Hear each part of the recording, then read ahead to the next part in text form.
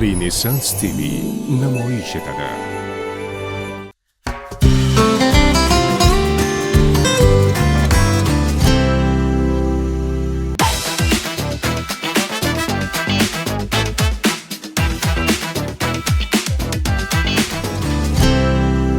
Mavluda bilasizmi, Facebook yo'q bo'lib ketsa nima bo'ladi? Facebook yo'q bo'lib ketsa bo'lmaydi. Nimaga? Chunki Facebookni bilasizmi, boshqa platformalarga qaraganda boshqacharoq yo'naltiriladi-da, u yerda ma'lumotlar ko'proq bo'ladi. Men juda ham ko'p Instagramda emas, o'zi ko'proq Facebookda o'tiraman. Facebook auditoriyalari ham boshqacharoq bo'ladi. Biroz jiddiyroq bo'ladi. Jiddiyroq bo'ladi. Nimaga bu haqida gapirganimni bilgan bo'lsangiz kerak. Shuncha men jiddiyman sizdan ko'ra. Bugun Facebook aynan ishga tushgan kun. Bilaman, lekin oldin tomoshabinlar bilan so'rashib olishimiz kerak. Assalomu alaykum RTV kanalining aziz va sevimli muxlislari. Bugun sizlar bilan chorshanba kuni erta tongdan, yangi tongdan sizlar bilan ko'rishib turganimizdan juda ham xursandmiz, chunki sizlarni sog'indik. Bir hafta bo'ldi ko'rishmaganimiz. Albatta. Assalomu alaykum qadrli kuzatuvchilar, RTVning aziz muxlislari. Yangi tongni ertalabdan yaxshi kayfiyatda kutadigan bizni qadrdonlarimiz. Siz bilan yana g'oyibona ko'rishib turganimizdan juda xursandmiz va zo'r yangiligimiz, ajoyib bir xursand bo'lib aytadigan bir jihat bor. RTV 5 yoshda. Ura! Qarang, bir pasda vaqt tez o'tib ketyapti. Albatta. 5 yil bo'libdi. RTV 5 yoshga to'ldi. Shunaqangi tez o'tib ketyapti. Xuddigina endi yangi ochilgan kanalga o'xshaydi.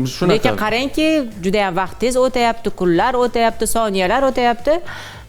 5 yoshga to'libdi. Va biz ham aynan mana shu 5 yil ichida qandaydir ma'noda o'zimizni hissamizni qo'shib, RTVning ravnaq topishida uni oilasida bo'lganimizdan juda ham xursandmiz. To'g'rimi Mavluda? Albatta. Siz esa mana oradan 5 yil o'tdi, siz hali ham uylanmadingiz, men ham hali ham turmushga chiqmadim. Nima bo'lyapti? Buni qarang. Hozir bizning tengilarni kamida 3 tadan bolasi bor. Endi men hali yoshman, siz bilmadingiz. Chota bizda o'sish yo'q. RTV o'syapti-da. Biz ham o'syapmiz. Axir biz O'zbekiston san'ati uchun, mana tomoshabinlar uchun, muxlislar uchun ishlayapmiz. Kuni-tun, kunni kun demay, tunni tun demay ishlaymiz. Nimaga o'zingiz yerga urasiz?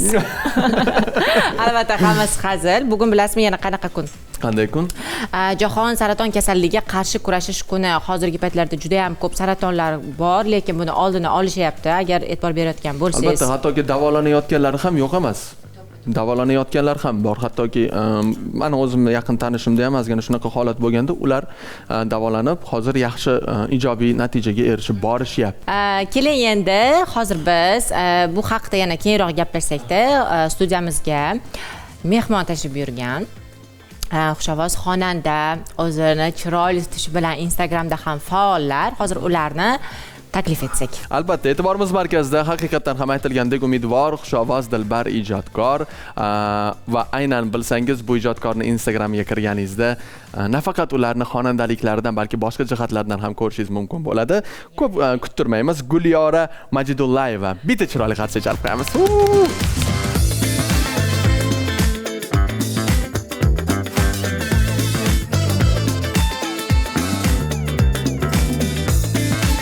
Xush kelibsiz, Gulyora. Sizni turganimizdan xursandmiz. Charchamayapsizmi ijodlar bilan? Keling, hozir tomoshabinlar sizni kutib turishibdi. Ular bilan salomlashasizda, keyin suhbatimizni davom ettiramiz. Avvalambor assalomu alaykum barcha RTV muxlislariga. Sizlar bilan ko'rishib turganimizdan juda ham xursandmiz. Ovozingiz buncha go'zal. Mana shuni aytmoqchi edim. Xonandaliklar bittada bilinyapti. Qarang, shunday gapirishlari bilan tarbiyalangan ovoz. Tarbiyalangan, ishlangan ovoz. Ishlaganmisiz ovozingiz ustida? Necha yil ishlagansiz? Adashmasam 5 yilcha bo'ldi. Men faqat sahnada shunaqa ovozingiz bo'lsa kerak deb o'ylayman, chunki bir xillarni sahnada ovoz boshqacha bo'ladi. Hayotda gapirganda boshqacha bo'ladi, o'zini ekranda ovoz boshqacha tutadi, dublyajlarda boshqacha tutadi-da, baribir ham. Qarang, bu sahna bilan hayotda ham bir xil ekan ovozlari. Nimadan bu? Nimadan? Bilmadim endi. Mashq qilishdanmi? Bo'lishi mumkin. Bo'lishi mumkin-a? Gap yo'q. Mavluda bizda yana bitta mehmonimiz bor. Hozir aynan Gulyora, qolaversa yana bir mehmonimizni mana shu bo'sh kursiga joylashtirib bo'shab qoldi-ya. Undan keyin suhbatimiz yana ham qiziydi deb o'ylayman. Agar ayol kishi bo'lsa, o'sha mehmon siz chiqib ketursangiz bo'ladi. O'sha gap o'zi sizlar. O'zi olib tashlaydi, aziz iltimos, Sarvar. Xo'p, azizlar, demak bizning navbatdagi mehmonimiz aynan bugun studiyamizga yaxshi kayfiyatda tashrif buyurganlar model, aktrisa Dilnoza Parpiyeva. Marhamat, qarshi olamiz.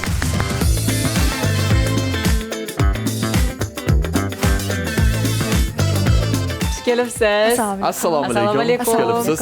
Kayfiyatlar yaxshimi? Rahmat. Aloma, marhamat. Tomoshabinlar bilan so'rashib oling. Assalomu alaykum hammaga. Yangi tong bilan yangicha Kayfiyatda. Kayfiyatda ko'rinishlaringizga gap yo'q bugun. Снежная королева у нас в студии. Miss O'zbekiston. Miss O'zbekiston. O'zi haqiqatan ham Miss O'zbekistonni bir ikkita lavhalarni biz Instagramda ko'rganimizda Dilnoza Parpiyeva haqiqatan ham boshqacha ko'rinishda edi. Dilnoza Parpiyeva qanaqadir Снежная королева edi. Koroleva edi haqiqatan ham. Juda ularni chertalari, ya'ni yuz tuzilishlari ham o'z aslida birozgina sovuqqonroq insonni ko'rinishini beradi.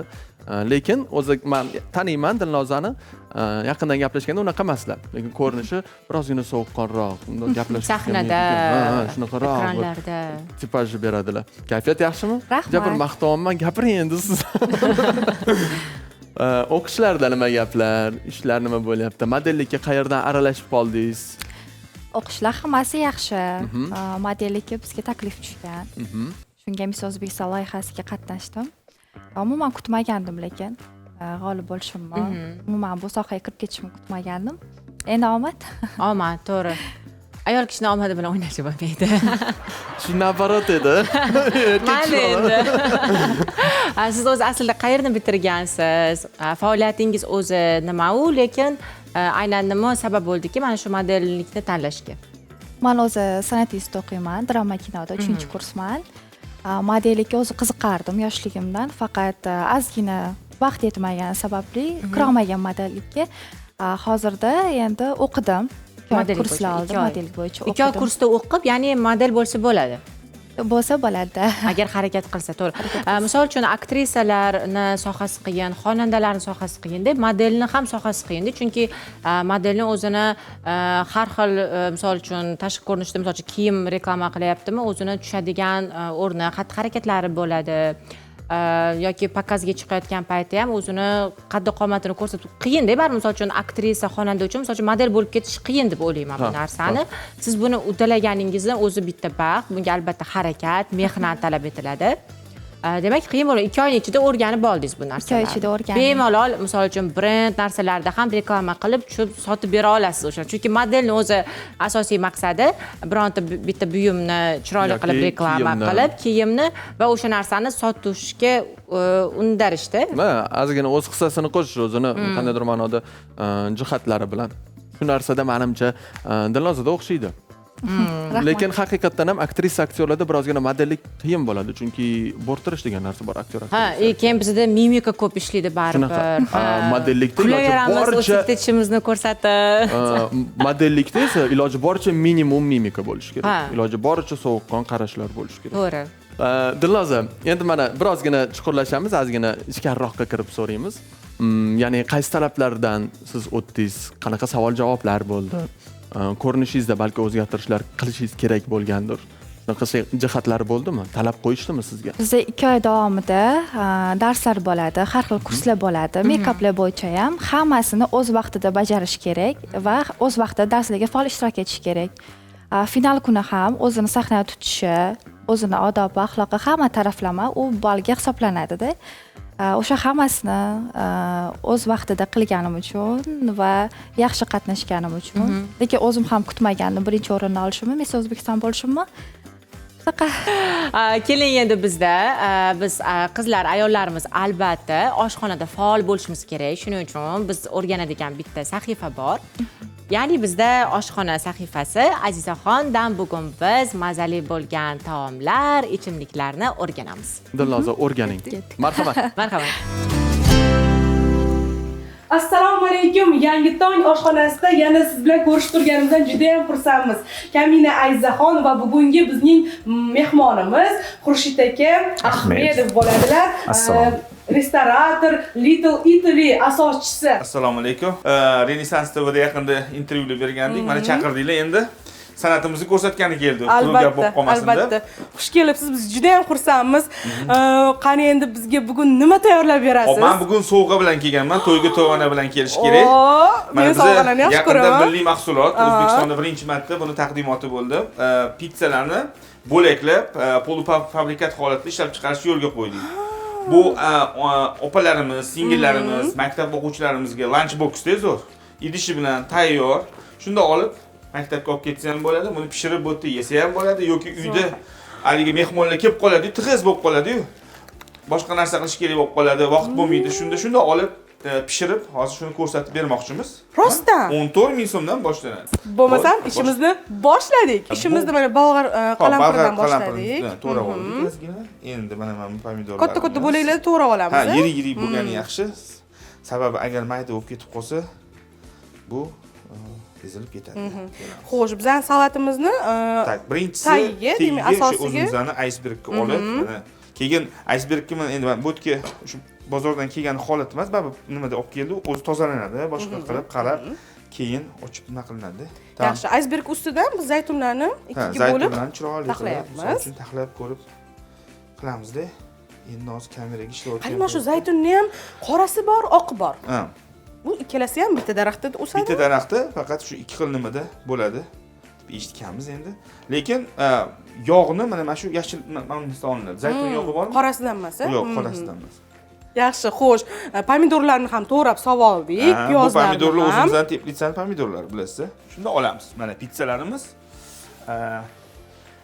80% pishgan holatda bo'ladi. Lekin buni isitib pishirib bo'lmaydi, mikrovalnovkaga qo'yib bo'lmaydi. Buni albatta pechga qo'yishimiz kerak. Mana tayyor bo'ldi. Endi mana shunday holda pitsalarimizni duxovkaga 3 minut yoki 4 minutga qo'yamiz. Shunda qaynoq qarsillab pitsa yeymiz. Pizzamiz ham tayyor bo'ldi, salatimiz ham tayyor. Endi buni tatib ko'ramiz. Hech mahal bir qarsildoq, issiq qaynoq pitsa yeganmiz uyda. Yo'q. Mana endi yeysiz, qarang.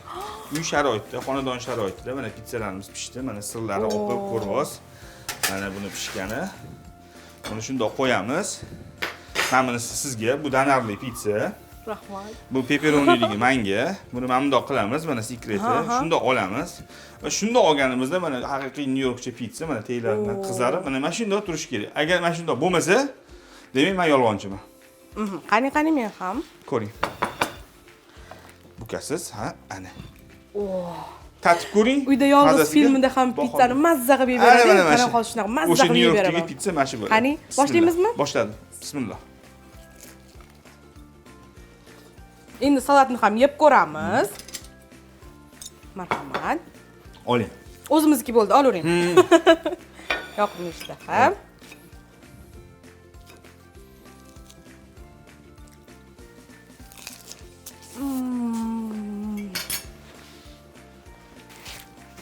Juda ham mazali nonushta, foydali nonushta. O'rtoqlar, pizza hech qachon zarar bo'lmagan, chunki hamma vitaminlar bor. Hatto qarsildoq salat. Salat svejligini sekretini aytaymi endi sizga. Mana shu iceberg yeganingizda qisir 3 minut oldin to'langan bo'ladi. Zo'r. Xurshid aka, bugun oshxonamizga kelib, biz bilan kerakli maslahatlar bilan, kerakli zo'r layfhaklar bilan bo'lishganingiz uchun, mazali pizzani tatib ko'rishga imkon berganingiz uchun, zo'r salat tayyorlab berganingiz uchun sizga kattakon rahmat. Rahmat chaqirganingizga. Rahmat. Ella xizmatidamiz. Do'stlar, biz bo'lmasa xayrlashmaymiz. Dasturimiz davom etadi. Albatta kuzatib boringlar. Mana qadrli do'stlar, yangi tong oshxonasini ham ko'rib tomosha qildik. Juda ham chiroyli, qiziqarli va juda mazali taomlarni ham ko'rishga ulgurdik. Qizlarimiz o'zlariga xulosa chiqarishdi, bilmaganlarni o'rganishdi, Mavluda ko'p o'rganyapti. Bundan keyin ham o'rganaversin. To'g'ri bo'lib ketsam kerak. Shu sizni turmushga berayotganimizda turmushga chiqish arafasidaman, shuning uchun o'rganyapman. Toza oshpaz qilib sizni turmushga beramiz.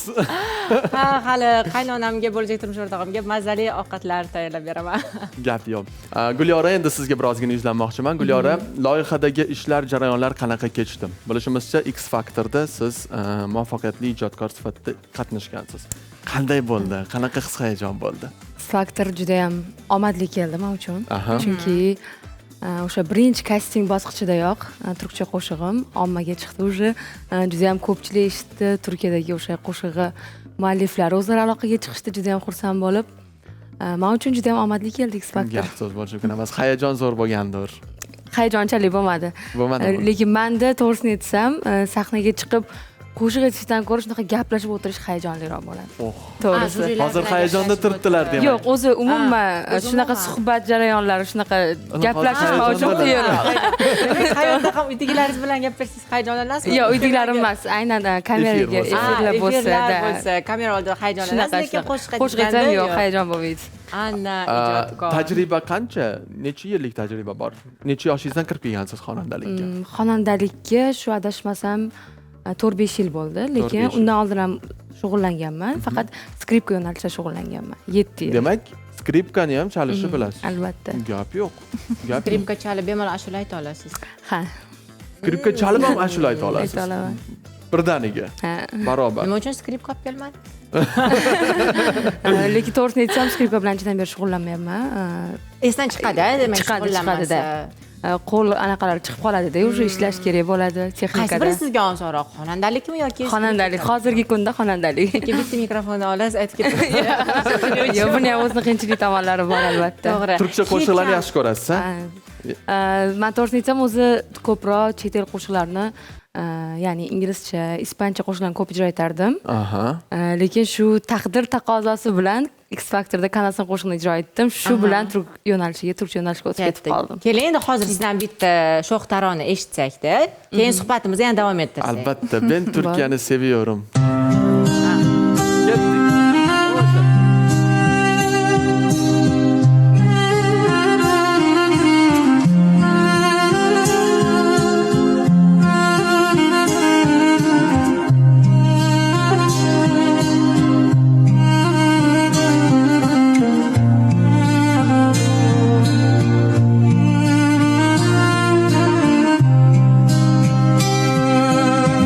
Belki çok incitmişim sevdiğim insanları, belki çok aldatmışım can diyen cananları.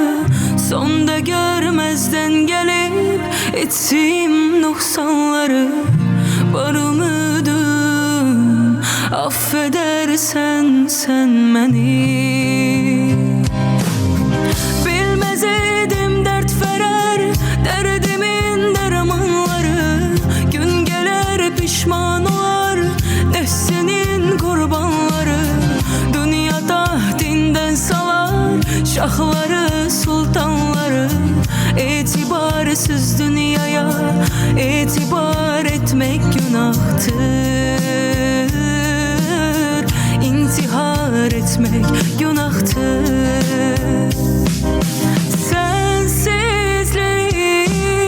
Sensizlik çok çetin dünyada, gam yazılmış kismetim, kalmayıptı takatim, sevmeyin niyetim, şahit olmaz kalbime Allah'ımdan başka bir ses, salar sessizce bir söz.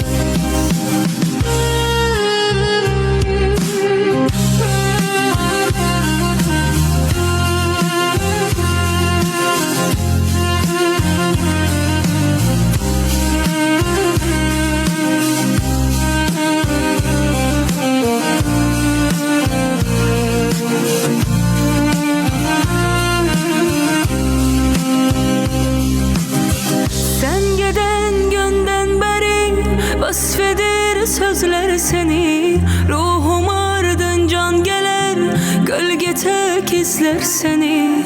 Aşığın tanha göler, her gece gözler seni. Hasretinde mahvedersin sen beni. Bilmez idim dert verer derdimin dermanları, gün gelir pişman olar nefsinin kurbanları. Dünyada dinden salar şahları sultanları, itibarsız dünyaya itibar etmek günahtır, intihar etmek günahtır.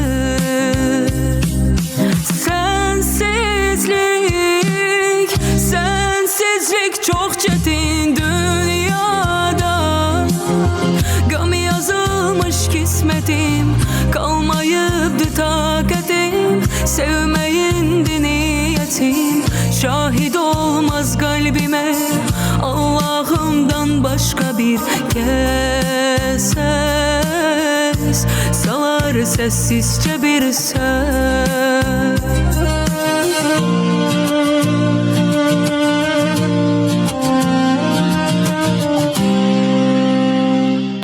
Guliyora Majidullayeva g'arsalam baral chalib qo'yinglar. Bravo gap yo'q. Rahmat. Mana bo'lsa shunaqa ovoz bo'lsin, shunaqa turkcha qo'shiq bo'lsin. Bizdan Yana ham xatolarsiz kuylar. ha, aksent yo'q. Ha. Aksent yo'q. Juda ham chiroyli. Turkchani yaxshi bilasizmi? Yaxshi bo'lsa ham bilasiz. Ma'noda to'g'ri. Yaxshi bilaman deya olmayman. Lekin tushunasiz, aksent bormi yo'qligini ham anglayman. Yo'qligini ham bila olaman, chunki juda ham toza kuyladilar. Qarang, mana hozir mana shu yerda ham adashmasam skripka bor edi, mana shu musiqani ichida. Menimcha keyingi dasturlarimizda kelsangiz, agar skripka bilan birgalikda qo'shiq aytsangiz, menimcha juda ham chiroyli bo'ladi deb o'ylayman. Men hozir o'zi shuni o'ylab turdim, skripka olib kelmasa kirgizmaylar deb aytaman. Keyingi dasturlarimizga Bo'ldi, xudo xohlasa. Juda ham chiroyli kuyladingiz. Rahmat. Dilnoza, hozirda siz qanday kinolarda suratga tushyapsiz yoki kliplar, reklamalar, nima yangiliklar bor sizda yana? Hozir bizda takliflar ko'p syomkaga. Filmga hozir tushmayapman, lekin katta filmga taklif tushdi. Hozircha bizda ozgina boshqa syomkalarimiz borligi uchun u yoqqa etdik, ozgina ishlarimiz. Vaqtida o'z vaqtida darsga boryapman. Dars ertalabdan kechgacha bo'ladi. Biz juda ham yaxshi bilamiz. O'zbekiston Davlat san'at va madaniyat institutida bilib olinglar, spes fanlar o'tiladigan kun dars ertalabdan kechgacha bo'ladi. Gumanitar fanlar o'tiladigan kun dars ertalabdan kamida 3 yoki 4 largacha cho'ziladi. Qachon? Qanday ulguryapsiz? Ruxsat so'rasa bo'ladi-yu. Mana shu joyini bilardim. Bo'lmasam, Guliyora, sizga qarang, yana bitta narsa, biz bilamiz, xonandalar ovozlarini konsert oldilarida, endi eshitishim bo'yicha, men xonanda emasman, eshitishim bo'yicha xonandalar konsert oldida tomoqlariga garmonlar quydirishar ekan. Ya'ni ovozi chiroyli chiqishi uchun, o'sha charchab qolmasliklari uchun, baribir sizlar jonli ijro etasizlar. Yo'q, Gulyorada bular hali yosh, lekin misol uchun qandaydir ayol kishida ham erkak kishida ham mutatsiya payti bo'ladi, ovozlar o'zgaradi, ya'ni ingichkadan yo'g'onlashishi mumkin yoki yo'g'onlashda ingichkalashishi mumkin. Sizda shunaqa holatlar bo'lganmi? Ovozingizdan qandaydir muammolar bo'lganmi yoki bo'lmasa ovozingiz o'zgarib qolgan paytlar bo'lganmi yoki tomog'ingiz kasal bo'lib, qanaqadir svязкалari ketgan narsalar, qizarishlar, chunki xonandalarda bu narsa juda ham ko'p kuzatiladi-da. Hattoki aktrisalarda ham bo'lishi mumkin, chunki teatrlarda jonli ijro qilinayotgan yoki dublyajda qattiq baqirib borsa, svязкалari ketib qoladi, chunki svязка juda ham nozik narsa bo'lar ekan. U sochning tolasidan ham nozik bo'lar ekanki, qizarib qolsa, u mana shunday to'g'ri svязка qiyshayib qolsa ham, uni keyin qaytarib bo'lmas ekan, uni operatsiya yo'li bilan amalga oshirish mumkin ekan. Sizda shunaqa vaziyatlar bo'lganmi? Jiddiy holatlar. Menda shu kollej paytlarim, adashmasam 15-16 yoshimda mutatsiya davri bo'lgan. Meni ovozim ingichkadan yo'g'onlashgan. Mutatsiyadan keyin o'tganimdan keyin yo'g'onlashgan anchagina, chunki undan oldin anchagina ingichkaroq edi ovozim, keyin yo'g'onlashib ketdi. Hech aytishganmi, ovozingiz o'zgarib qolibdi? Bo'lganmi? Chunki faqat mutatsiya davridan keyin oldingi ovozimni eshitib aytishganda, anchagina o'zgaribdi ovozing deb. Ingichkadan, ya'ni yo'g'onlashgan. Bu sizga yoqqanmi? Albatta, menga o'zi yoqadi. Chunki qo'shiqchilarga menimcha yo'g'on ovoz yoqsa kerak. Qandaydir kasalliklar, svязкалаringiz bo'yicha unaqa narsalar kasalliklar bo'lmagan, yo'q. Bo'lmasin ham. Bo'lmasin ham. Garmon quyishchi. Yo'q, bo'lmagan, hali bo'lgani yo'q. Balki yoshligingiz uchundir, hali bunday bo'lmagandir. Siz balki katta, ya'ni yoshingiz kattaroq bo'lib, mana xudo xolasa. Tabiiy yo'ldan foydalanadi. 40 yoshlaringizda balki mayli, albatta bo'lmasin bunday narsalar, o'zingizni chiroyli ovozingiz o'zingiz bilan har doim qolsin. Keling, sizdan yana bitta qo'shiq eshitaylik. Bo'ldi. Zo'r qo'shiq bo'lsin endi. Hozir birgalikda o'ynaymiz-da faqat. Mayli, gap yo'q. men bugun o'ynash uchun kelganman. Men tomosha qilish uchun kelganman.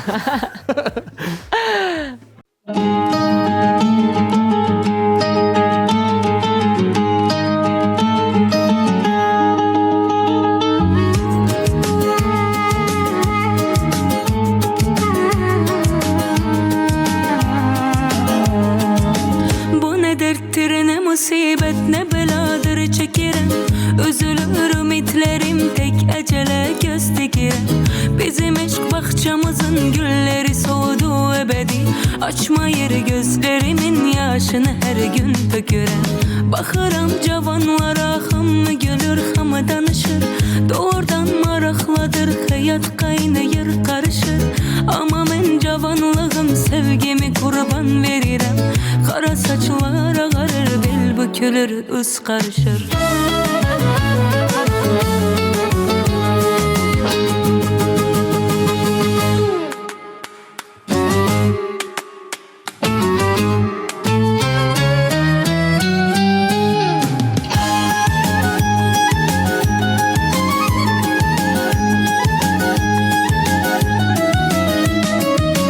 Göresen hayri nedir men bu keder ah edirem.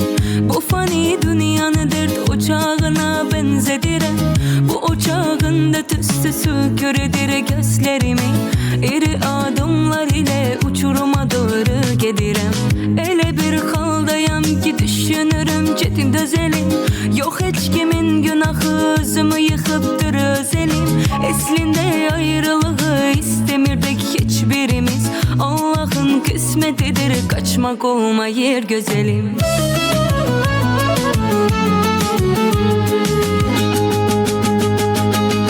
Bu ne derttir ne musibet ne beladır çekerim. Üzülür ümitlerim tek ecele göz tekirim. Bizim aşk bahçamızın gülleri soludu ebedi. Açmayır gözlerimin yaşını her gün tökürem. Bakarım cavanlara ham gülür ham danışır. Doğrudan marakladır hayat kaynayır karışır. Ama ben cavanlığım sevgimi kurban veririm. Kara saçlar ağarır bel bükülür üz karışır.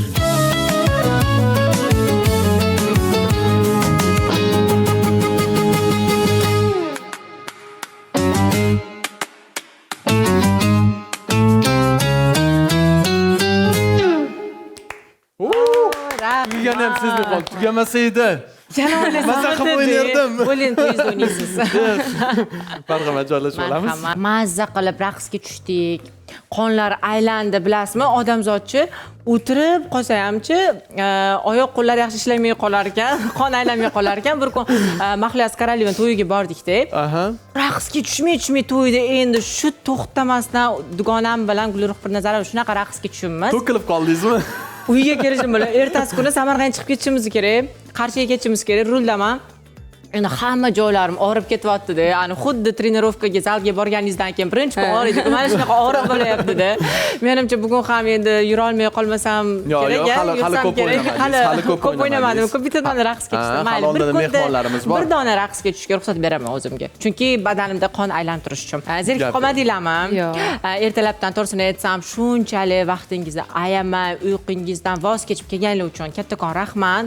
Chunki biz o'zi vaqti kelsa ertalabdan uyg'onishimiz juda ham qiyin bo'ladi. Chunki ayol kishilarga qiyin, to'g'rimi? Ertalab turamiz, sochlarimizni tayyorlab kelishimizni o'zi bir vaqt.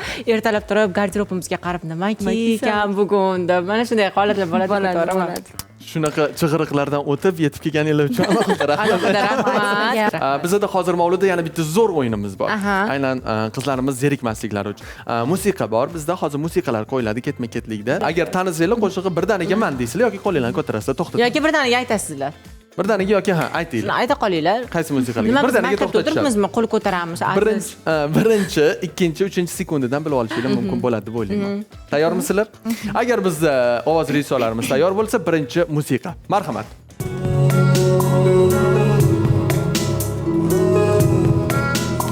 Men topdim. Qaysi qo'shiq? Men topdim. Topmadik lekin. Topmadinglarmi? Yana Yana eshitamiz. Yana eshitamiz.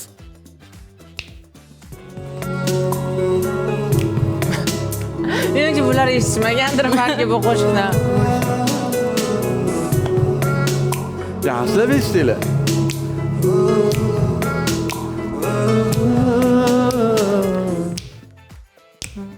To'g'risini aytsam, umuman eshitmagan. Mana. Topmadinglarmi? Yo'q. Tilida dard bor, hasrat bor. Eshitganman. Mayli. Keyingisi. Xo'p, birinchisini hisoblamaymiz, keyingi qo'shiqqa o'tamiz. Marhamat.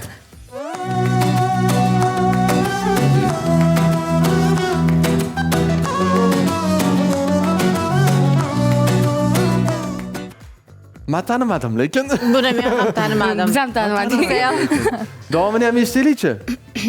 Qara sochim qara qildigan muhabbatim xor Doston aka, begonani yor Doston akani qaysi hamdir qo'shiqlari. Doston Ergashev. Ha, eshitganman. Bevafo yor. Bevafo yor. Doston Ergashev. Ha. Gap yo'q. Keyingi qo'shiq. Topolmayapmiz, davom etamiz keyingisi.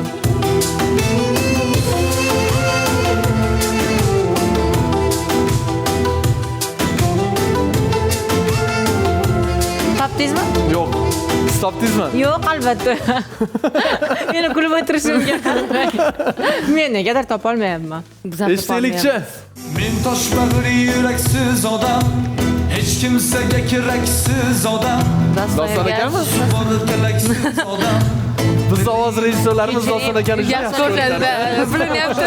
Topolmayapmiz. Ey xudoyim. Nima uchun topolmayapmiz Doston akam qo'shiqlarini? Bilmadim. Doston aka juda ham ko'p qo'shiq chiqaryaptilar-da. Zukda Doston aka o'tiribdilarmi? O'zlari shu yerdami, nima deysizlar? Xo'p, keyin qo'shiq eshitaylikchi.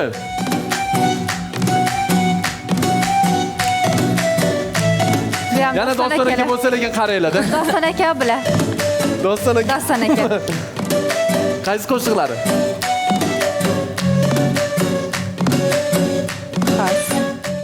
Doston Ergashev. Doston Ergashevniki. Mayli, Doston Ergashev Dilnoza aytyaptilar. Qaysi qo'shiqligini hozir Soxtaginam, soxtaginam. Da, buni eshitgan ekanman. Soxtaginam. Soxtaginam. Gap yo'q. Dilnoza Doston Ergashevni birinchi topdilar. Bitta ularga bal. Rahmat. Yana qo'shig'imiz bormi? Doston akadan tashqari. Nima? Xo'p. Siz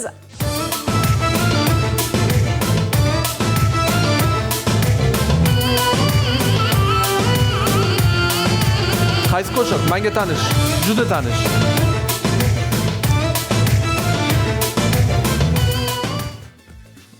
Nima ekan? Bilmaymiz. Ijrochini qo'shig'i bilan. Yurakina voy. Gap yo'q. Eng sevimli qo'shiqchimiz. bugun biz nimagadir aktiv emasmiz. Menimcha hali ham bizni quloqlarimiz uxlayapti. Menimcha badanimiz hali ham uxlayapti shekilli. Biz albatta tomoshabinlardan uzr so'raymiz. Topa olmadik. Kayfiyat uchun alohida qizlar sizlarga rahmat. Sizlarga ham rahmat. Biz harakat qildik sizlarni kayfiyatinglarni ko'tarishga. Agarda kayfiyatinglarni ko'targan bo'lsak, biz maqsadga yetgan bo'lamiz. Ko'tardikmi? Albatta.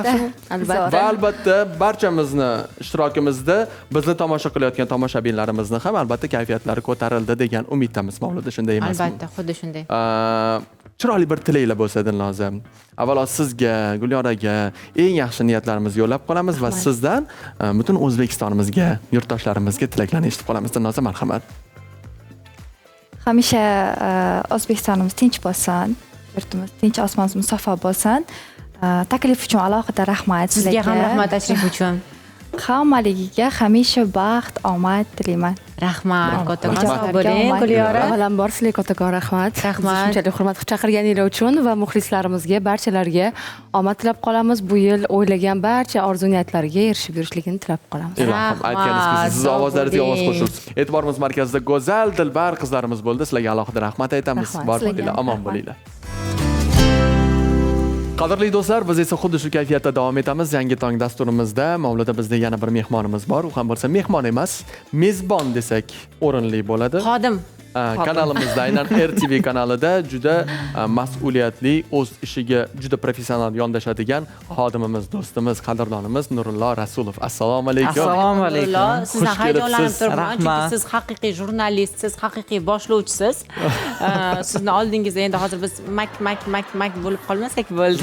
Nurullo haqida birozgina gapirib o'taman. Xususan, xalqaro miqyosdagi hamkorliklar bo'yicha Nurullo Rasulov aynan asosiy rol o'ynaydi bizning kanalda.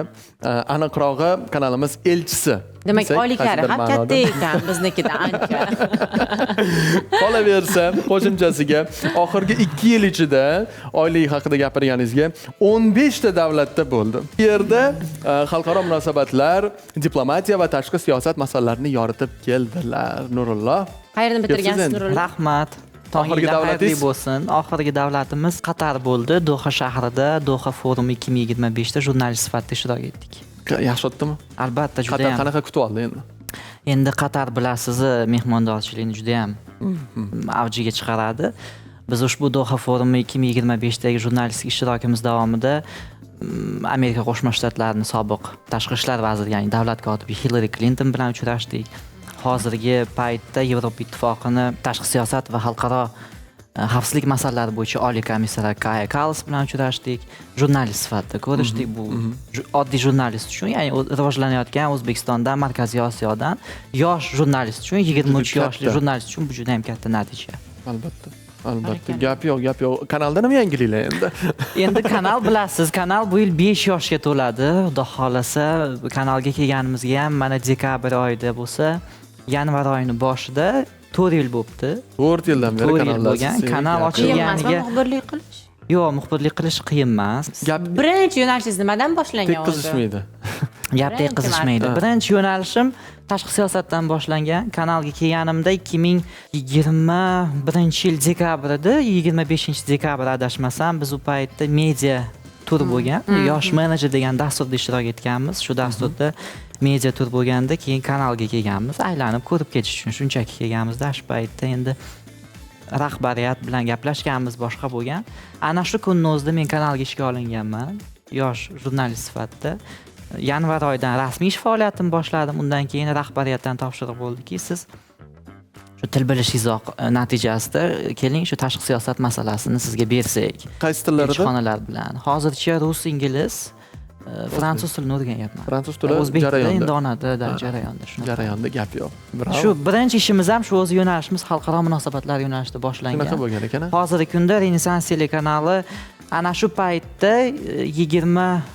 21 yosh, 20 yoshli yosh jurnalistga qaysi elchixona sizga eshigini ochib keling deb mehmon qiladi yoki intervyu beradi yoki yosh birinchi yil hali to'lmagan 3-4 oy bo'lgan, lekin ana shu paytda bizga ishonch bildirishgan, rahbariyat o'zi qo'llagan, u tomondan elchixonalar bizga ishonch bildirgan va ana shu paytdan beri hozir Renessans telekanali 40 ga yaqin elchixonalar, diplomatik korpuslar va xalqaro tashkilotlar bilan hamkorlik qilib keladi. Nurullo, nimaga aynan qo'lingizda qog'oz bilan ruchka turibdi? Endi bilasiz, diplomatiya sohasida har bitta bo'lajak diplomat yoki bo'lajak shu soha vakili albatta tayyorgarlik ko'rish kerak. Bu yerda raqamlar bor, statistika bor, xolos. Biroz yuzlanamizmi? Yuzlanamizmi? Xohlasangiz yuzlanamiz.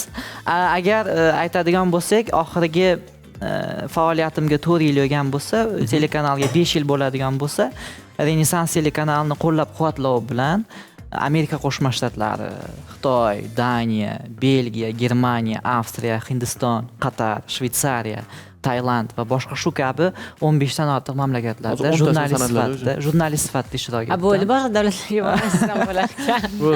O'zbekiston o'zi yashasizdan bo'lar ekan. Bu safar mana ko'pchilik o'ylaydi, siz borasiz, rasmga tushasiz, o'ynab kulib qaytasiz. Yo'q, biz ishlashga boramiz. Jurnalist agar chetga chiqsa, xorijga chiqsa, faqat ishlaydi. Ertalab tadbirda bo'ladi, kechki payt uni montajini qiladi, matnini yozadi, Toshkentga jo'natish kerak bo'ladi, uni efirga berish kerak bo'ladi. Agar efirdan kech qolsangiz, bizning muharrirlarimiz bor, ulardan gap eshitasiz, vaqtida bermasangiz, bu sizga salbiy oqibatlari bo'lishi. Keling yana bitta narsa aytsak, muxbir bo'lish uchun nima qilish kerak? Oramizda muxbir bo'lmoqchi bo'lganlar bor. Yoshlarga qanaqa maslahatlar berasiz? O'zingiz ham yoshsiz endi albatta. O'zim ham yoshman, endi maslahat berish qanchalik to'g'ri maslahat emas. Endi o'zimni shu qisqa muddatli faoliyatimdan kelib chiqib aytadigan bo'lsak, jurnalist bo'lish uchun aynan bir joyda o'qish shart emas deb o'ylayman. Masalan, chunki agar biz men jurnalist bo'lib o'qimaganman, men Toshkent shahridagi Britaniya menejment universitetida asl loyihalar boshqaruvchisiman. Yo'nalishim bo'yicha va Angliyani Edinburg shahridagi Qirolicha Margaret universitetida tahsil olganman. Bakalavrda va shu sohaga qiziqqanim uchun o'qish davridan yarim stavka, endi ingliz tilida part time deydi, ya'ni o'qishdan tashqari ishni boshlaganmiz. Hozir to'liq stavkada ishlayapmiz. Ana shu sohaga qiziqqanimiz uchun, tashqi siyosatga qiziqqanimiz uchun va shu sohada yetarlicha bo'lmasa ham qisqa ozgina bilimimiz borligi uchun ishlab yuribmiz. Endi muxbir bo'lmoqchi bo'lganlar qiziqish kerak. Birinchi o'z sohangizni sevmasangiz, ota-onangiz mahkam olib kelib o'tirgizib qo'ysa ham yoki kimdir majburlab olib kelib qo'ysa ham bo'la olmaysiz. Tashrifingiz uchun rahmat. Shuncha ishingiz ko'p bo'lsa ham, loyihalaringizni hozir qilishingiz kerak, montaj qilishingiz kerak, uni ustida ishlashingiz kerak, bilaman, ishlaringiz ko'p. Vaqtingizni ayamay kelganingiz uchun rahmat. Sog' bo'ling, salomat bo'ling. RTV kanalida yanada yuksalishi uchun hissa qo'shib boring. Bundan keyin ham siz bizni kanal siz bilan faxrlanadi. Telekanalimiz 5 yoshi hammamizga muborak muborak bo'lsin. Bundanda yaxshi natijalarga erishaylik va aytib o'tganimdek, telekanalimiz shu paytgacha xalqaro hamkorliklarga doim ochiq bo'lgan, bundan keyin ham ochiq bo'ladi. Rahmat. Albatta, rahmat. Bugun yana 4-fevral sanasi, AQShda Milliy uy sho'rvalar kuni tasdiqlangan kun. Amerikaliklar sifatli taom yeyishni juda yaxshi ko'rishadi va buni qarangki, haqiqatdan ham hozir o'qiganimda ham shuni aytaman deb turdim. Milliy sho'rvalar, uy sho'rvalari. Da. Qarang, shunaqa kun ham tayinlab qo'yishgan, hattoki sifatli bo'lishi uchun. Undan tashqari hammamizga tanish bo'lgan kauchuk kalishlari dunyoga kelgan kun ekan. Ha, kalish kiyganmisiz? Kalish kiyganman. Men ham kiyganman yoshligimda. Buvimlar kiygizardilar, issiq bo'ladi deb kiydirdilar. Mahsi bilan kiygizmoqchi bo'lishgan, lekin yo'q, mahsi bilan o'xshamagan. Lekin menimcha hozir kiyishadimi yo'qmi bilmayman, lekin men yoshligimda juda ham ko'p kalish kiyganman. Uyalar edim lekin. Undan tashqari Sapporo qor festivali kuni ekan. Har doim qor yog'sin, chunki qish qor bilan go'zal. Albatta. O'zini oppoqqina chiroyli qorlar bilan shunda ham viruslar o'ladi deyshadi, bilasizmi? Chang pasayadi, viruslar kamayadi. Albatta. Bundan tashqari 1944-yil olimlar DNK irsiy ma'lumot tashuvchisi ekanligini isbotlagan kun, 4-fevral sanasi. Hamda 1994-yil O'zbekiston avtomobil transporti xalqaro uyushmasiga a'zo bo'lgan kun. Gap yo'q, qarang, shunaqa zo'r tarixga sabab bo'lgan kun ekan 4-fevral. Haqiqatan ham biz fevralga kirib keldik, qadrli do'stlar. Zotan qishni oxirgi oyi, bahorga yaqinlashyapmiz. Albatta, 2026-yilning qish faslining oxirgi oyi. Ha, aynan. Hali bizda xudo xohlasa bahor ham hali ko'p ishlar oldinda. bo'ladi. Albatta. Bahor kelsa, mana 8-mart mana yaqinlashadi. Men sizdan Men hammadan deyman. Albatta, keling endi gapni ko'p uzaytirmaylikda, mehmon san'atkorimizni chaqiraylik. Zo'r bo'lardi. Aynan bugun mehmonimiz borlar. Ta'kidlangandek, bizda navbatdagi mehmonlar yuqorida go'zal dilbar qizlarimiz bo'lsa, endi akalarimiz bor. Albatta. Menga begona bo'lmagan inson, O'zbekiston davlat san'at va madaniyat instituti bitiruvchisi, qolaversa bitirib, tugallab, milliy kinomizda ham, sahna chiqishlarida ham, qolaversa boshlovchilikda ham o'zini ko'rsata olayotgan ijodkor akalarimizdan Shahzod Qolmurodovni studiyamizga taklif qilamiz. Marhamat.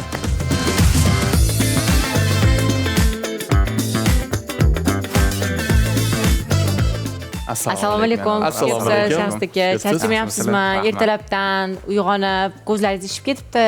Kam uxlagansiz shekilli. Turish muammo bo'ldi-da, uyg'onish. Kelsiz-ku aka, asosiysi keldi. Mavluda, Shahzod akam menga begona bo'lmagan inson. O'zim ham studiyada akamni ko'rib haqiqatdan ham xursand bo'lib ketdim. Biz ko'p ko'chada ham, ko'cha-ko'yda ham ko'rishib turamiz.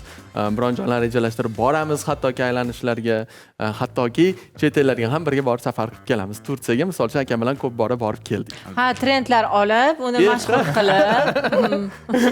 O'zbekistonda trendni birinchi bo'lib mana qilishgan. Ular ikkalasi chiroyli bir raqslar qilib, mana bunday yurib, faqat Azizni Shahzod aka Instagramga qarasangiz shu qo'shiq bo'ladi. Shahzod aka sizning akangiz bo'lsa, biz Shahzod aka bilan bitta kunda tug'ilgan kunimiz, ya'ni ular ham 27-iyulda tavallud topganlar, men ham 27-iyulda tavallud topganman. Begonasi bo'lmagan davrada ekanmiz, xullas. Shunaqa. Gap yo'q. Kayfiyat yaxshimi aka? A'lo kayfiyat. Ijodlar qanaqa bo'lyapti? Ijodlar mana endi 2026-yildan boshlandi. Xohlasa, orada biroz to'xtatib qo'ygan edik. Sababi boshqa ishda ham ishlayman. Aziz o'zim davlat ishi ham bor, bilaman. Davlat ishi emas, korxonada. Xudo xohlasa 2026-yil endi ijodda odam sog'indi. Baribir. Ijodkor odam keta olmaydi, ijoddan. Shunaqa. Endi ayrim sabablarga ko'ra bu narsani tashlab turgan edik ijodni, yana qaytdik. Xudo xohlasa 2026-yildan yaxshi niyatlar bilan 2026-yil hammamizga omadli kelsin. Gap yo'q. Qatorda menga ham. Albatta. Iloyim, aytganingiz kelsin. Bizda yana bitta mehmonimiz bor, adashmasam. Bu mehmonimizni studiyamizga taklif etsak bo'ladi. Aynan ularning tashrifi menimcha bugun hozir ayni damda barchamizning psixikamizga ta'sir qilsa ham ajab emas. Mavluda. Va aynan bu inson hozir kelib turib bizni psixa stilimizni ham yo'lga qo'yib bersalar ham ajab emas. Biz tekinidan olamiz hozir. Agar aynan shunaqasi kerak edi. Konsultatsiyalar agar pulli bo'lsa, bizga tekinga tushadi, hozir ko'rasiz. Demak, e'tiborimiz markazida psixostilist Kamolaxon bo'ladilar. Bitta qarsak chalib qo'yinglar.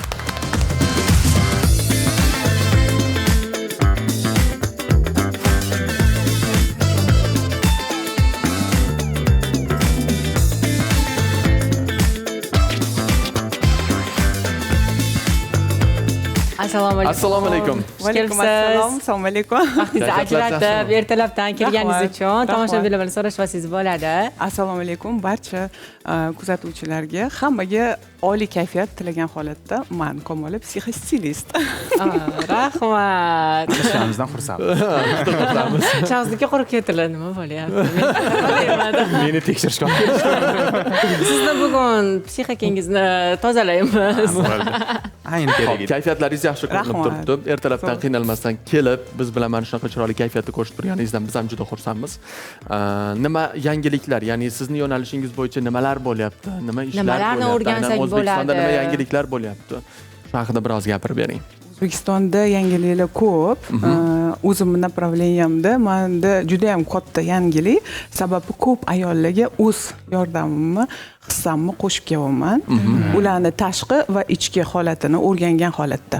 Gap yo'q. Men направление faqat tashqi emas, ichki holat bilan связанныйлigi bu o'shaning uchun ham menda ajralib turadi. Shunaqa. O'zi psixostilist degani nima degani? Mana misol uchun ba'zi bir tomoshabinlarimiz ham bor, bu haqida ma'lumotga ega emas. Mana shu haqida ham ozgina yoritib gapirib bersangiz. Mana agar sizlarga tushuntiradigan bo'lsam, ko'p efirlarga men taklif qilishadi. Har gal bitta yo'nalishda gapirganga bugun noodatiy yo'nalishda sizlarga tushuntirib bermoqchiman. Mayli, biz tayyormiz. Misol uchun, men soqovman. Xo'p. Xatti-harakatlarim bilan sizga tushuntiryapman. Siz nima tushundingiz? Choy ichmoqchiman yoki choy ichamiz? Da. Mana shu yo'nalishda agar именно o'sha soqov inson ham o'zini xatti-harakati bilan tashqi holatida sizga yetkazib bera olyaptimi? Ichki ongi bilan связанный bog'langanligini ko'rsatib beryapti. Tushundingiz-a? Imijga va psixologiyaga kelsak, bizani ichki psixologiyamizni nima deyotganini tashqi ko'rinishimizdan o'z namoyonini aytib turadi. Kruto. Zo'r. Tushundingiz-a? Agar ming soqov bo'lgan taqdirda ham ichki holatini sizga yetkazib bera olyapti. Uni tushundim. Lekin jestlar bilan tushundim uni. Ikkinchi jihati menga qiziq bo'ldi. Ichki holatini tashqi ko'rinishidan bilib berishingiz mumkin bo'ladi. Mavludani ichki holatini Qo'rqib ketdi. Yo'q, hozir men juda qiziq bo'lyapti-da. Mavludani ichki holatini tashqi ko'rinishidan qarab turib, birozgina tavsiflab bering. Birozgina. Yaxshilab o'tirib olaylik. Yaxshilab o'tirib olaylik. qarang. Konsultatsiyaga kelgan har bir ayol, men ayollar bilan faqat ishlayman. Ayollar kelganida ular bilan konsultatsiya olib boraman-da. Ular birinchi bo'lib menda o'zgarish kerak, imijimni topib bering deyshadi. Misol uchun, imijimni topib bering deyshadi. Hop, nima yo'nalishda deyman. Ular o'ziga hech qachon kiymagan libosni noodatiy ravishda как бы попробовать o'zbekchasi o'zgartirib ko'radi. Shuna qilmoqchi bo'ladi, lekin u ichki holatni o'zgartirishga tayyor emasligi. Tushundingiz-a? O'shanda ichki holati tayyor emas bo'lganida, misol uchun, u kiygan libos ham yarashmaydi. Lekin sizni uyg'unligingizni ko'rib turibman, ichki holatlari bilan kiyib olgan liboslari bir-biriga juda ham tushgan. Ranglari ham, sochetanyasi ham. Agar ahamiyat bergan bo'lsangiz, siz ham bugun mana jigaring gullari bilan hamkasbingiz ham jigaring rang bor, sochetaysi. Shuningdek biz mehmonmiz, sherigim bilan, ularda ham oq rang, temno-siniy rang oq. Tushuntirdi, Sizda ham oq bor. Sразу men keldim, uchalaringlarning libosingizga ahamiyat berdim. Oqlik bu yorug'lik, o'zini как бы beg'ubor his qilishi, ichki holati sokinlikni bildiradi.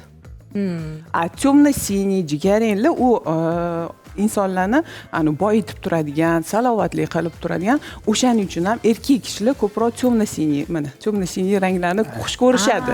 Sababi shunda. Bosuv rang ham elegantni ko'rinish yoqtirgan erkak kishilar ko'proq temno-siniy, ya'ni to'q ko'k rangdagi liboslarni ko'proq kiyishadi. Ana. Faqat menda oq yo'q ekanda. Bu ranglar psixologiyasi именно o'sha связанныйлigi, lekin psixostilistikani shunaqa jihatlari ko'pki, agar chuqur o'rganadigan bo'lsa, juda ham qiziq yo'nalish. Men o'shaning uchun ham aynan psixologiya stilni birlashtirdim.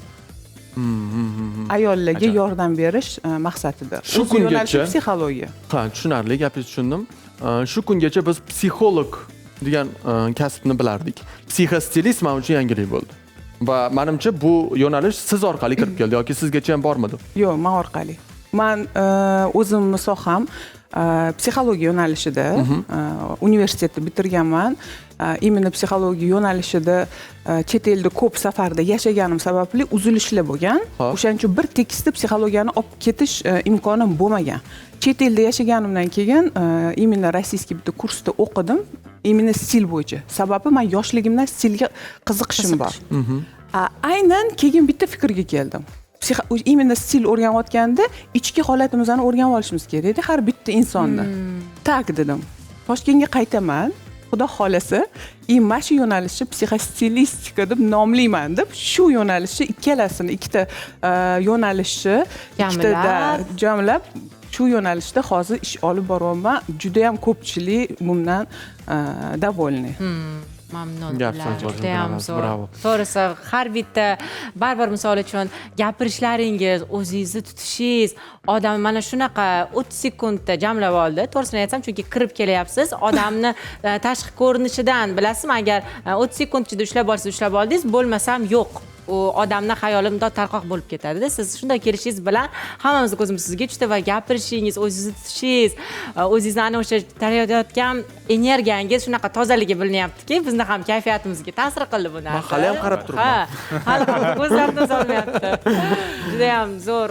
Bilmadim, bu menimcha har bir ayol uchun va erkaklarimiz uchun ham bu narsa menimcha kerak deb o'ylayman. Odam o'z ustida ishlasa, ana o'shanda o'sish ham bo'ladi, fundamentlarni to'g'ri qo'yib olsa, menimcha ayollarimiz ham o'sa oladi, to'g'rimi? Gapingizga qo'shimcha qilaman. Именно o'sha aynan ko'rganimda do'stu, har bitta insonni birinchi ko'rishganingizda uchrashuv yoki boshqa ish bo'ladi-ku, 3 sekundda siz unga diagnoz qo'yib berasiz. Shunda skrin qilib. Qanday inson, qanaqa qilib? Savol. Siz bular ham gapirsizlar. Siz aka mana qiziqyaptilar. Qanaqa mana 3 sekundda qanaqa определить qilish mumkin? Sekundda biron qizni ko'rdingiz deydi aka. Kibrlimi? Oddiygina soddaginami? Bittada ko'rib bera olasizmi? Bilib bera olasizmi? Uchrashuvga chiqqaningizda mana bitta misol. Yoningizda keladilar ayol kishi, nima fikrda bo'lasiz mana? Birinchi nimaga ahamiyat berasiz? Mayli. Osonroq bo'lsin, shpargalka. Qiz bolaning oyoq kiyimiga ahamiyat beramiz. Ana, ko'ryapsizlarmi? Значит, bular oyoq kiyimiga ahamiyat berar ekanlar. O'zi вообще kiyimga, tushunyapsizmi? Tashqi ko'rinishdagi kiyim. Oyoq kiyimga beradiganlarga hozir yana bitta qo'shimcha qilaman. Erkak kishilar o'sha ko'proq aytganlaridek to'g'ri, ayol kishilar har doim uxotda bo'lib yurish kerak. Mana bir xil aytadi-ku, o'zini tutib qo'yadi ayol kishilar. Gap kelganda gapirib, manikyur, pedikyur qilinmaydi, o'ziga qaramay qo'yiladi.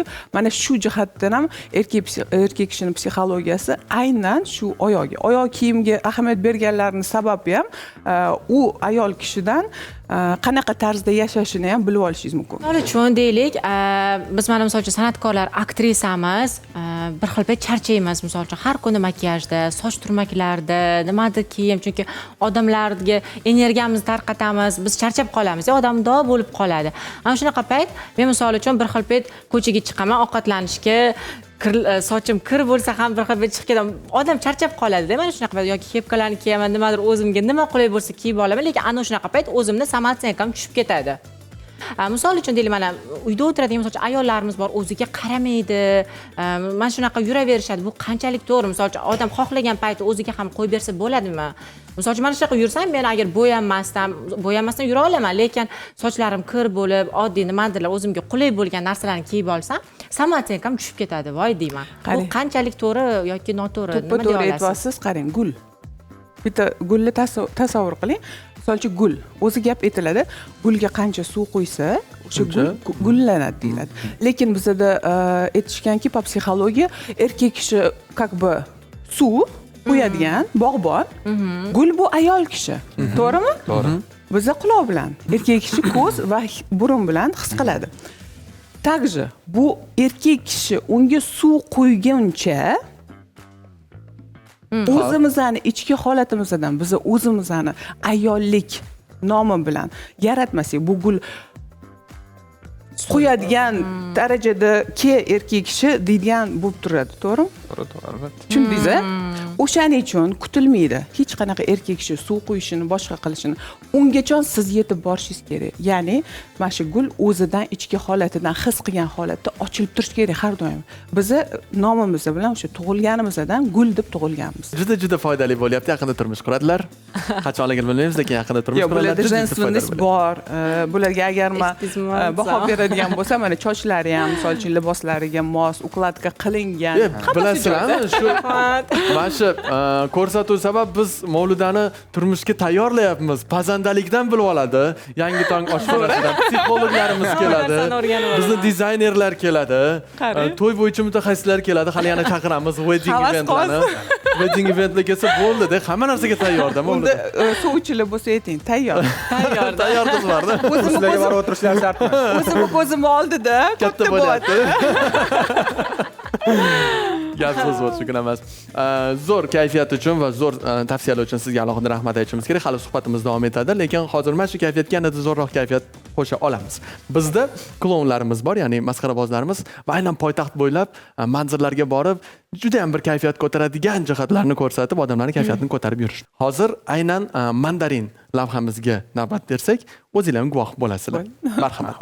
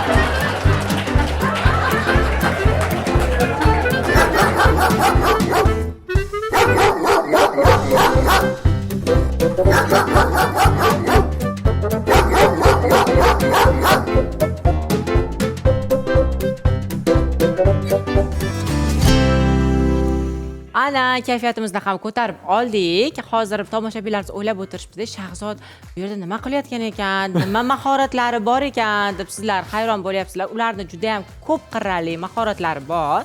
Hozir sizdan nima tomosha qilsak bo'ladi, Shahzod aka? Endi birinchi tomosha qilishdan oldin menda savollar bor-da, hovlida, mayli. Yo'q, to'xtang. Tomosha qilamiz. Yana tomosha qilaylik, keyin savollaringizni berasiz. Mayli. Suhbatimiz ko'p bo'ldi. Nima eshitamiz balki? Sizdan monolog eshitamizmi yoki she'r eshitamizmi? Monolog. Xo'p. Bu monologga men institutga kirayotganimda imtihon payti Aytgansiz. yodlaganman. O'sha esda qoladi, qolgani esda qolmaydi. Qolgan monologlarni yodlamagansiz chunki. Hozir esga kelmayapti boshqasi ham. Maysarani ish filmini ko'rganmiz. Unda Mulla Do'st bo'ladi. Shu Mulla Do'st monolog.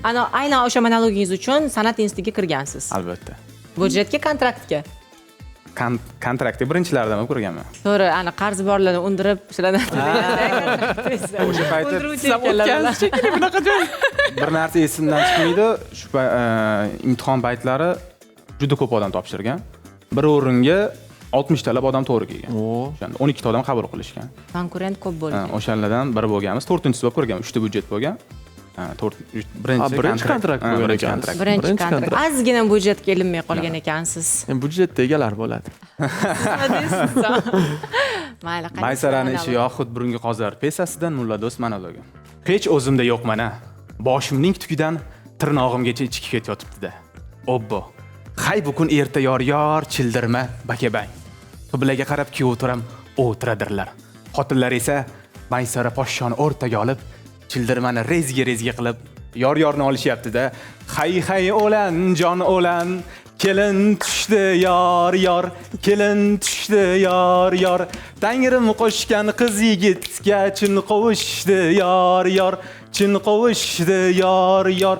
Biz yigitlar kurash tushsa sholpar bog'lar yor, sholpar bog'lar yor. Kuyov o'zi ko'tarsin deb kelin yig'lar yor, kelin yig'lar yor. Rostmi? Yig'lama jonim. Shohmardon pirim kamarimdan tutsa bir ko'taray. Ko'rpaga qanday tushib qolganini malak bilmay qolsin. Endi aziz, bir haftagacha uyqu bilan namozni ham arvohurda deyaver. Yoshi 63 da. Soqolini oq eshakning dumiga qor yoqqandek og'zini 3 kun otliq axtarsangiz, oziq tugul eshak bog'laydigan qoziq topilmaydi. Bo'ristonga men birinchi boraman, sen keyin borasan deb beholligidan supray dargohlar qudrati cho'michining ustiga suyanib, alvida otasi bexini o'girib qopdi-yu. Bir yog'ida hovlida 6 xotin, 3 kanizak, 2 cho'ri, mehmonxonada 2 mahram ertadan kechgacha g'ajir-g'ujuri. Bu kishim ko'chama-ko'cha, mazza, kaltozning ko'rtoz itidek bedana, kaklik ovlagan. Bilmayman, bular ham biz boradigan oxiratga boradimi yoki ularning oxirati boshqamikin-a? Bizning 4 tarafimizni jahannam qilib qo'yibdi-yu, o'zlarining qiliqlariga oftob ham o'tmaydi. Endi Xudoning rahmati bir kecha qiyshiq qarab qolganda, men quvonmay, kim quvonsin-a? Hay o'lan, jon o'lan. Xullas, shunaqa gaplar. Gap. Bu monolog yodlashingiz qiyin bo'lmaganmi? Chunki odam imtihon payti kirayotganda hayajonlanadi-da. Masalan, masala aytamiz, she'r aytib kiramiz, monolog, o'sha imtihon payti kirayotganingizda qandaydir adashuvlar yoki bo'lmasam hayajonlar bilan. Chunki katta monologda buni yodlash juda ham qiyin va qiyin asarniki. Albatta buni biroz qisqartirib ham aytib berdim. Hozir bu yerda o'zi 2-yil kirganman institutga, 1-yil kirganimda kira olmaganman. 2-yil kirganman. Shuning uchun 2-yil kirganimizda uni hayajon bo'lmagan. Chunki 1-yil sinov bo'lganda, bilib olgansiz. Bilib olganmiz, qanaqa bo'lishini, nima qo'yishini 2-yil kirganmiz va albatta bilasizlar, aziz biladi, misol uchun siz ham xabaringiz bor, institut davri har doim qiziq bo'lgan. Bizning institutda boshqa oliygohlarda bilamiz, o'qish vaqti belgilangan. Lekin bizda unaqa emas. Ertalab kirib ketardik. Ertalab bir korpusda bo'lardi, mahorat darsimiz, aktyorlik mahorat darsi. Kirardik. 9 da kirsa, obedda ko'chaga bir ro'y chiqib kelmasak, bo'ldi. Shu bilan kechqurun 9 bormi 10 bormi 11mi 12mi qolib ham ishlaydi. shunaqa. Psixostilistda aynan ayollarimizga u nima uchun kerak va nimalarni o'rgatasiz? Mana shu haqida ham ozgina gapirib bering, chunki biz mana Instagram sahifalarini ko'rsatamiz, baribir bu haqda ham bor, kurslaringiz bor, sizga yozilishingiz mumkin. Yanada hozir mana shu uyda o'tiradi ekan, masalan, Instagramda ko'rmayotgan ayollarimiz ham bor ekran qarshisida. Ularga mana shu aynan nima uchun kerak va nimalarni o'rgatasiz va bundan ular nimalar olishadi, shu haqida ham ozgina gapirib bersangiz. Shu fursatdan foydalanib men aytaman, ayollar iltimos qilib primoy aytyapman, yuzlanyapman, ochilishdan qo'rqmanglar, konsultatsiyaga yozilishdan tashqari o'zgarishdan qo'rqmanglar, ichki holatinglarni uyalmanglar. Mana misol uchun konsultatsiyaga yozilishadi-da, mana ochuvchasi. Konsultatsiyangiz nechi pul? O'zgarmoqchi edim boshqa. Hop, palon pul, mana bunaqa bo'la qanaqa ketadi o'zi? Birinchi ichki holatingizni o'rganamiz, keyin tashqi holatingizga o'tamiz. Hammasini tushuntiraman, erinmayman, yozaman-da, keyin aytadiki, "Bo'pti" deydi. Birinchi onamdan so'rang, otamdan yoki qaynatamdan, qaynanamdan, erimdan, mana shunaqada. Chunki sababi yo'q. Agar qat'iyatlik bilan o'zgarmoqchiman, turmush o'rtog'iga o'zgarmoqchiman, mana shunaqa направление bo'lar ekan, menda o'zgarish bo'lar ekan, sizga ham chiroyli ko'rinaman, o'zim ustimda ishlashni boshlayapman desa, hech qaysi erkak kishi yo'q demaydi. Qaytinga xursand bo'ladi. To'g'ri tushuntirsa ham. Nafaqat Kamolaxon bilan balki Shahzoda akamiz bilan ham gaplashamiz, juda ham ko'p. Gap ko'p. Juda ham gap ko'p. Hozir mana gapiryaptilar Kamolaxon, men yana savollar bergim yana savol tug'ilyapti. Savol ketidan yana savol kelyapti. Shuning uchun siz bilan suhbatimizni alohida qoldiramiz. Efirdan tashqari, chunki hozir biz efir reglamentidan o'tyapmiz va ayni damda xayrlashmasdan ilojimiz yo'q sizlar bilan. Juda ham zo'r suhbat bo'lyapti. Oxirida chiroyli bir tilaklar bo'lsa, dilizxonlar bo'lsa, tomoshabinlarga yo'llab qo'ysangiz, Shahzoda aka. Albatta kirib kelgan 2026-yil, ya'ni ikkinchi oyi hammamizga yana bir muborak bo'lsin va 2026-yil hammamizga omadli kelsin. Ilohim. Hammalarga aytganlaridek omad yor bo'lsin. 2026-yil xonadonimizga baxt, omad, quvonch, eng asosiysi sog'liqqa olib kelishini tilayman. Hayajonlanib qoldim, negadir oxiriga kelib.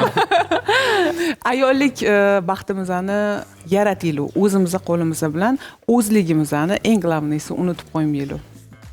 Qadrli do'stlar, bugun e'tiboringiz markazida aynan ertalabdan, erta tongdan yaxshi kayfiyatda zo'r suhbatlar bilan, ajoyib chiqishlar bilan, zo'r o'yinlar bilan, Mavluda Aziz bilan birga yangi tong bo'ldi. Siz bilan g'oyibona ko'rishib turganimizdan juda xursandmiz. Biz siz bilan xayrlashmaymiz, albatta ertaga ham ko'rishingiz mumkin. Yangi tong dasturini kuzatishda davom eting. Bizdan keyingi lavhalar ham juda ham qiziq. RTV kanalidan uzoqlashmang. RTV kanali 5 yoshda.